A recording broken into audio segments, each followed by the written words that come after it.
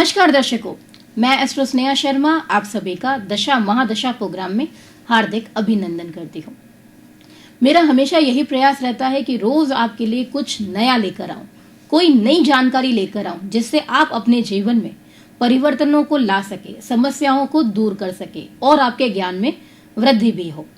तो आज हम हमारे ज्योतिष विज्ञान के अंदर एक टॉपिक लेकर आए हैं, गोमती चक्र का टॉपिक।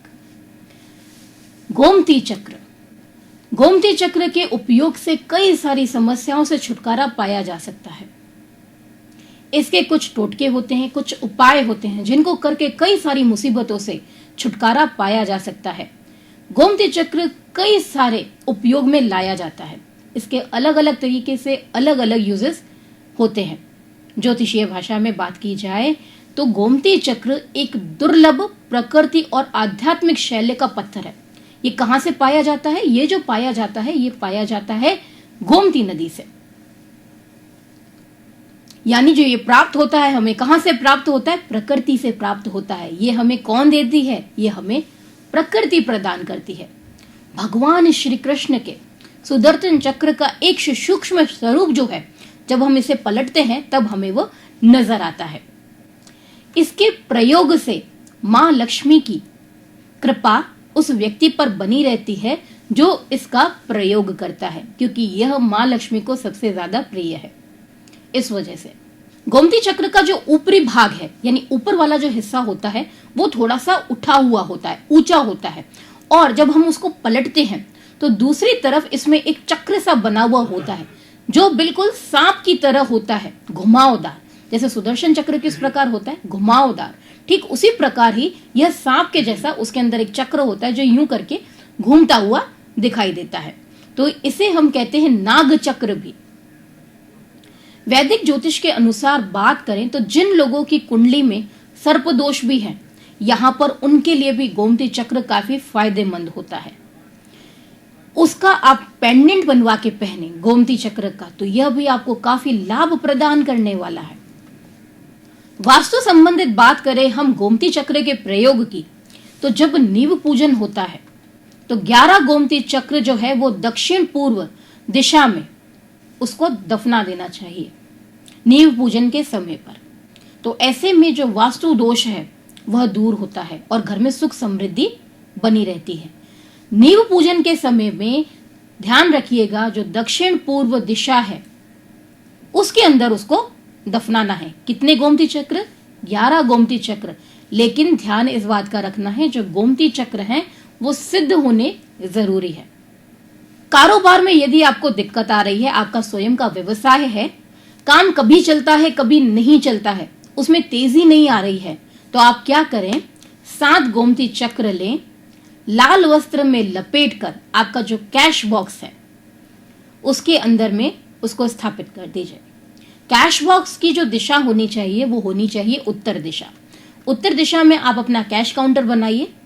7 सिद्ध गोमती चक्र लाल वस्त्र में लपेटकर उसके अंदर शुक्रवार के दिन मां लक्ष्मी का ध्यान करते हुए उसे वहां पर आप विराजित कर दीजिए।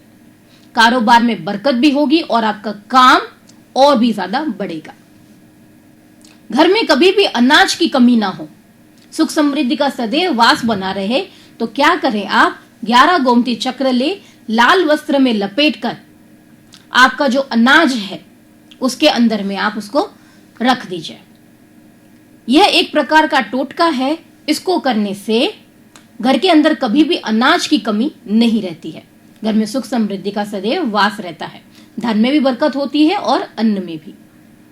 दाम्पत्य जीवन में यदि समस्या चल रही हो तो क्या करें? 11 सिद्ध गोमती चक्र श्वेत कपड़े में बांधकर दक्षिण दिशा में दंपति के ऊपर से उसार कर फेंक दीजिए।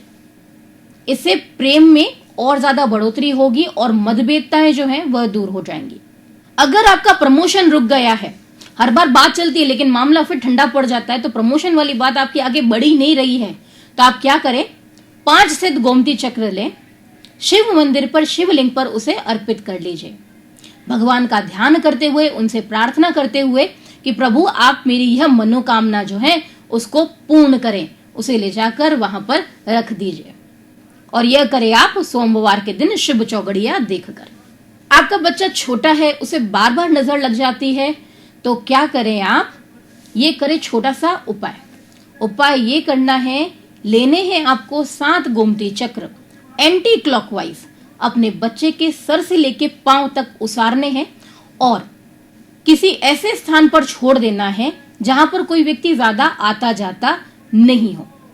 और छोड़ने के बाद में इस बात का ध्यान रखना है कि पीछे पलटकर नहीं देखना है, यानी रास्ता कैसा होना चाहिए? सुनसान होना चाहिए, जहां पर ज्यादा कोई आने जाने वाला व्यक्ति नहीं हो। इस बात का ध्यान रखिएगा कि पीछे पलटकर नहीं देखना है। यदि आप किसी व्यक्ति के साथ में आए हैं तो उससे बात भी नहीं करनी है। आपको ऐसा लग रहा है कि पहले मेरा काम बहुत अच्छा चल रहा था, मेरे काम को बार बार किसी की नजर लग जाती है, नजर के कारण ही मेरे काम में समस्या आ रही है, तो उसकी नजर कैसे उतरेगी? यानी आपके कार्य के ऊपर जो नजर लग रही है, तो उसके लिए आपको क्या करना होगा? 21 अभिमंत्रित गोमती चक्र लेने होंगे, 3 नारियल लेने होंगे। नारियल और गोमती चक्र दोनों ही सिद्ध होने चाहिए। उन्हें क्या करें? आप पीले कपड़े में बांधकर अपने कार्यस्थल में किसी गोपनीय स्थान पर छुपा दीजिए। लेकिन छुपाने से पूर्व आपको एक काम करना है कि आपके कार्य का जो शुरुआती सीमा है वहां से उसको लेते हुए उस छोर तक आपको जाना है। अंदर सीधा नहीं लेके आना है। आप उसे कहां से लेकर आएंगे? बांधेंगे आप, बांधकर उसको सीधा आपके कार्य क्षेत्र के प्रारंभिक स्थान पर आएंगे। उसके बाद उसको सीधा वहां से आप गोपनीय स्थान तक लेके जाएंगे। इस बीच में आपको ना पलटना है, ना ही किसी से बात करनी है। और यह जो उपाय है जितना हो सके उसको गोपनीय रखना है, ताकि ये टोटका जो है, ये उपाय जो है, वह किसी और को पता नहीं चले। ये जितना गोपनीय रहेगा उतना ही ज्यादा आपके काम के अंदर वृद्धि होगी।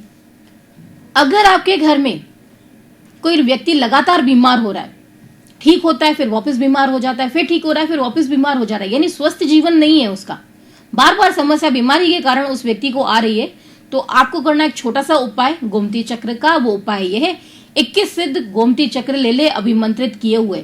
जो रोगी व्यक्ति है, जो बीमार व्यक्ति है, उसका जो बिस्तर है, उसके बिस्तर के नीचे उसको आप लाल कपड़े में बांधकर बिस्तर के चारों ओर घुमाकर उसको वहां पर बांध दीजिए।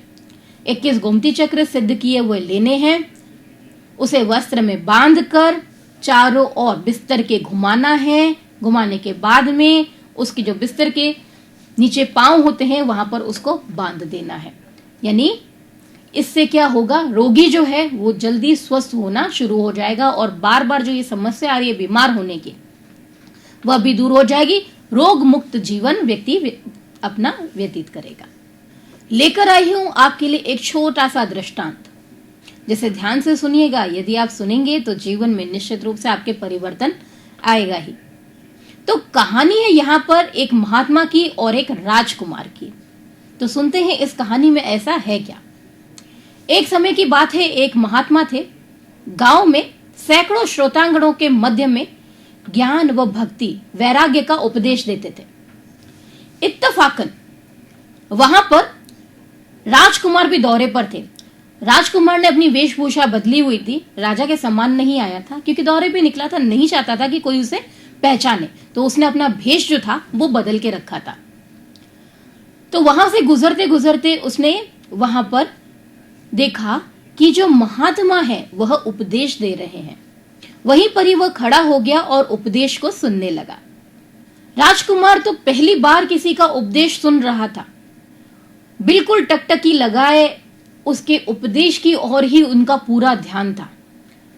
राजकुमार का हृदय जो था वह परिवर्तित हो गया। उपदेश सुनते सुनते उसका मन, उसका हृदय एकदम शुद्ध हो गया, पवित्र हो गया, मानो अंदर से सारा मैल, नकारात्मक ऊर्जा सब कुछ बाहर निकल गया हो। केवल उसके मन में केवल क्या थी? शुद्धता। और उसके अंदर वैराग्य का प्रकटीकरण हुआ। उसने निश्चय कर लिया, मैं सब कुछ छोड़ के चला जाऊंगा वैराग्य की ओर। उसने वही किया, अपना सब कुछ छोड़ दिया और चल दिया जंगल की ओर। राजपद को त्याग दिया, भोग विलास सब त्याग दिया, जरा भी मन उसका विचलित ना हुआ। कई वर्षों तक, लंबे समय तक उसने तप किया, जंगल जाकर आत्मज्ञान को प्राप्त किया। फिर एक दिन उसे विचार आया कि जिसने मेरे जीवन में परिवर्तन लाया, मैं उससे जाकर मिल कर आऊं और उसे धन्यवाद दूं कि उस व्यक्ति ने मेरा तो हृदय परिवर्तन कर दिया।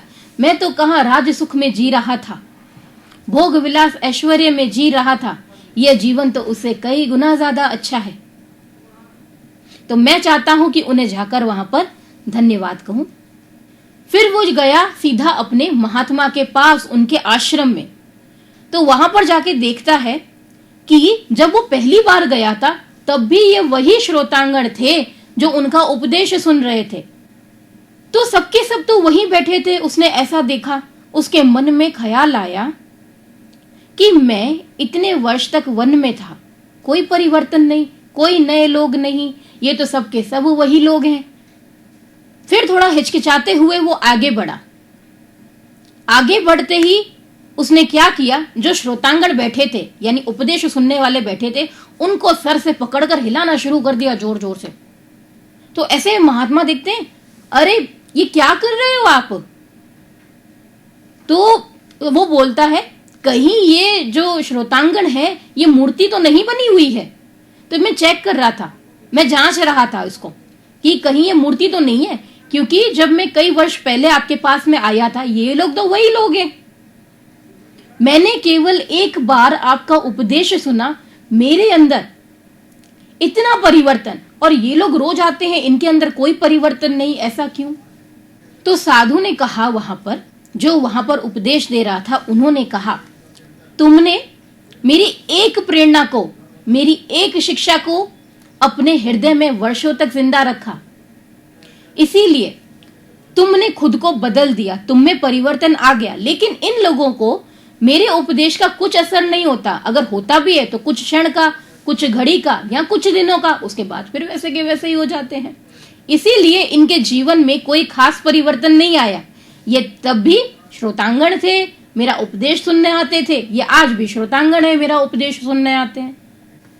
फिर उन्होंने उसको एक उदाहरण दिया, किसको? राजा को, जो राजकुमार था उसको क्या दिया, या फिर एक उदाहरण देकर समझाया। बोला, जिस तरह माँ बाप अपने बच्चे को डांटते फटकारते हैं, और कुछ माँ बाप इतना मारते हैं बच्चों को, बच्चा मार खा खा के ढीठ हो जाता है, लेकिन उसको फिर मार का कोई असर नहीं पड़ता, ठीक उसी प्रकार ही ये प्रतिदिन आते हैं, रोज आते हैं, मैं इनको उपदेश देता हूँ, सुनते हैं, 2 घड़ी इनके मन में परिवर्तन आता है, फिर घर जाते हैं, फिर वैसे के वैसे ही हो जाते हैं। ये सिलसिला सालों से चला आ रहा है, लेकिन कोई परिवर्तन नहीं हुआ। यह जो यहाँ से ज्ञान सुनते हैं वो दूसरों को सुनाते हैं कि अपने ज्ञान का बखान करने के लिए। लेकिन बुद्धिमान मनुष्य कौन है? जो उपदेश सुने, उस उपदेश को अपने भीतर लाए, अपने जीवन में उस उपदेश को उतारे। तो समस्या किस बात की है? व्यक्ति स्वयं अपने आचरण को सर्वश्रेष्ठ बना लेगा। तो इस कहानी से हमें सीख क्या मिलती है? आचरण को सर्वश्रेष्ठ बनाने की नहीं। इस कहानी से हमें जो सीख मिलती है वह ये मिलती है कि मात्र उपदेश सुनने से ही जन्म जन्मांतरों तक कोई भी लाभ नहीं मिल सकता है यदि उसका अनुकरण नहीं किया जाए।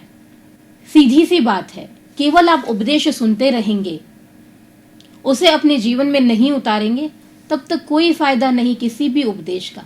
कितना भी बड़ा ज्ञानी आपके समक्ष क्यों ना हो, आपको ज्ञान की बात बता रहा है, एक घड़ी के लिए परिवर्तन आना भी भला कोई परिवर्तन होता है? परिवर्तन तो तब जीवन में आता है जब वो सदा सदा के लिए आपके हृदय के अंदर परिवर्तन लेकर आए, तभी तो आप अपने जीवन के अंदर परिवर्तन लाएंगे। एक क्षण के परिवर्तन के बाद फिर आप वैसे के वैसे ही, तो यानी आपके लिए उस ज्ञान का कोई भी मूल्य नहीं है। इस दृष्टांत को देखा जाए तो ये दृष्टांत है, इसको सुनने का कारण क्या, इसे बताने का कारण क्या? दृष्टांत को बताने का कारण, इन छोटी छोटी कहानियों को बताने का कारण कि यह एक दृष्टि प्रदान करते हैं हमें हमारे जीवन में बदलाव के लिए।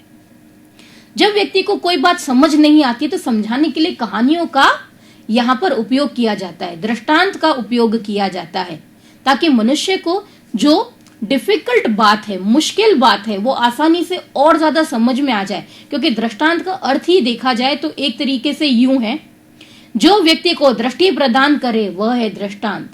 दृष्टि का अर्थ यहाँ पर हमारी आंखों से देखना नहीं है, मन की आंखों से देखना है।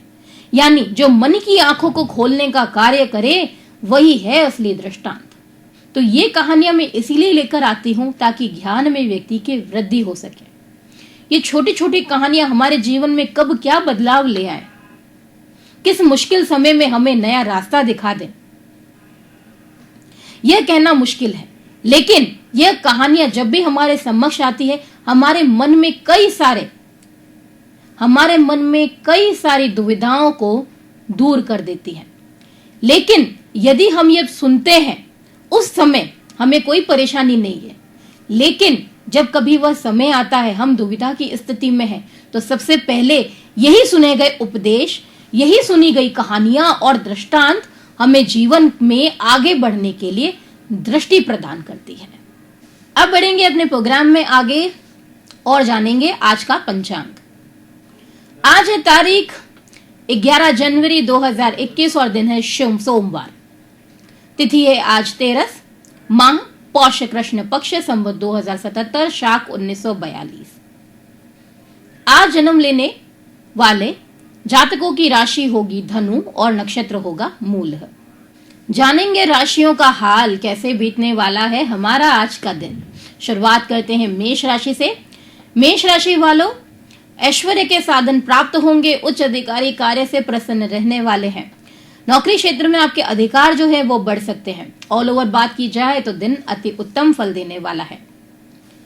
वृषभ राशि, कार्य क्षेत्र में सफलता हासिल होगी, सम्मानीय व्यक्तियों का सहयोग प्राप्त होने वाला है, वह साथ में उनका मार्गदर्शन भी मिलेगा। वाद विवाद की स्थिति से जितना हो सके बचने का प्रयास करिएगा, मन आज प्रसन्न बना रहेगा। मिथुन राशि, घर परिवार में मतभेदताएं जो बढ़ रही थी वो दूर होंगी, सामंजस्य स्थापित होगा। कुसंगति से हानि हो सकती है, तो अपनी संगति का ज्यादा से ज्यादा ध्यान रखें। दूसरों से ज्यादा आज अपेक्षाएं नहीं रखनी है, नहीं तो वो अपेक्षाएं आपकी निराशा का कारण बन सकती है। कर्क राशि, आपके लिए एक सुझाव है कर्क राशि वालों की दूसरों के झगड़ों में ना ही पड़े तो ही अच्छा रहेगा। निवेश के लिए दिन शुभ है। जो नौकरी पेशा है उनके लिए दिन अनुकूल रहेगा। आर्थिक मामलों में व्यापारी वर्ग के लिए दिन शुभ है। सिंह राशि, आत्मविश्वास में वृद्धि होगी। शत्रु पक्ष जो है वह आपके नाम को खराब करने का प्रयास तो करेंगे ही, लेकिन आपका प्रभाव अधिक होने के कारण वह आपका कुछ भी बिगाड़ नहीं पाएंगे। कन्या राशि, किसी बड़े काम के होने से आज मन में प्रसन्नता बनी रहेगी। व्यस्तता के चलते स्वास्थ्य का ध्यान नहीं दे पाएंगे, जिसके कारण स्वास्थ्य प्रभावित होने की यहाँ पर पूर्ण रूप से संकेत जो हैं वह मिल रहे हैं। तुला राशि, आय में बढ़ोतरी होगी। भागदौड़ आज कुछ ज्यादा ही बनी रहेगी। पुराने रोग जो है वो परेशानी का सबब फिर से बन सकते हैं आपके लिए। यहाँ पर कर्ज देने से आज किसी को बचना है, नहीं तो धन आपका फंस जाएगा, रखिएगा इस बात का ध्यान आज। वृश्चिक राशि, लाभदायक दिन है आज। समाज में प्रतिष्ठा में वृद्धि होने वाली है। रोजगार के भी सुअवसर प्राप्त होंगे। वैवाहिक प्रस्ताव जो है वह प्राप्त हो सकता है। ऑल ओवर बात की जाए दिन अति शुभ। धनु राशि वालों, कार्यों में बाधाएं दूर होंगी, लाभ की स्थिति बनेगी। आपकी कार्यशैली में और भी ज्यादा सुधार आने वाला है। आर्थिक नीतियों में परिवर्तन का यह समय है। तत्काल तो आपको कोई भी लाभ नजर नहीं आएगा, लेकिन आने वाले समय के लिए यह आर्थिक उन्नति लाने वाला है। मकर राशि, दिन जो है वह शुभ परिणाम देने वाला है। केवल एक चीज से बचना है आपको, जल्दबाजी से कोई भी कार्य नहीं करने हैं। राजकीय बाधाएं जो हैं वह दूर होंगी।